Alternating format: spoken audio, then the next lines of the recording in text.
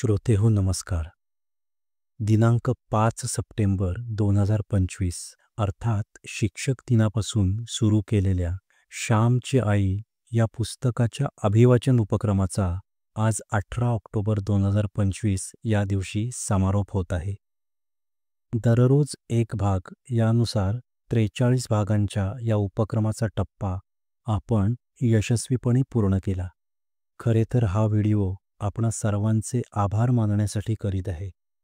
मित्रहो, 30 सेकंदांचा रील पाहण्याच्या आणि तोही आवडला नाही तर 5व्या सेकंदालाच त्याला वर ढकलण्याच्या या जमान्यात 92 वर्षांपूर्वी साने गुरुजींनी लिहिलेल्या सरासरी 15 मिनिटांच्या या कथा श्रोते रोज ऐकतील का, हा प्रश्न मला पडला होता.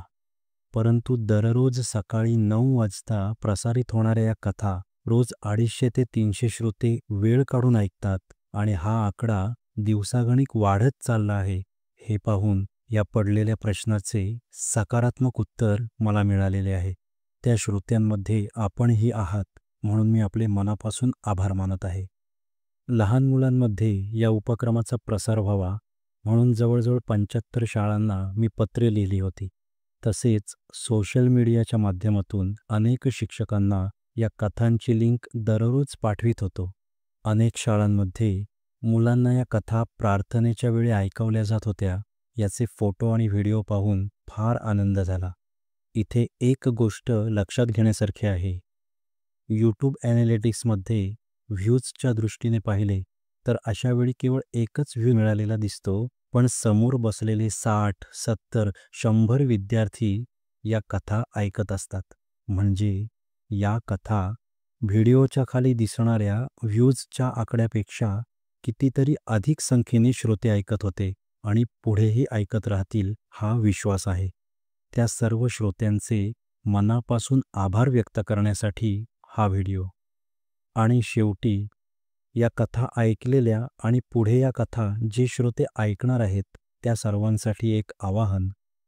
मित्रहो, 12 ते 14 मिनिटांचा एक संपूर्ण व्हिडिओ बनवून तो आपल्यापर्यंत पोहोचविण्याकरिता दररोज 2.5 ते 3 तासांचा वेळ मला लागत होता.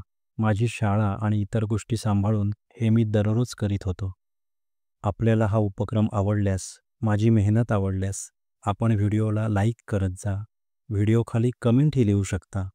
चॅनलला सबस्क्राईब केले नसल्यास नक्की सबस्क्राईब करा. तसे पाहिले तर ह्या अगदी छोट्या गोष्टी आहेत, परंतु तुम्ही प्रोत्साहनपर केलेली एक छोटी कृतीसुद्धा मला पुढील कामासाठी नक्कीच बळ देईल.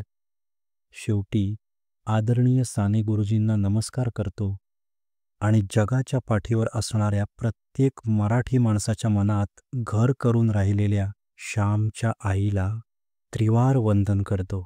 पुन्हा एकदा आपले मनापासून आभार. आपला सचिन धुमाळ. धन्यवाद.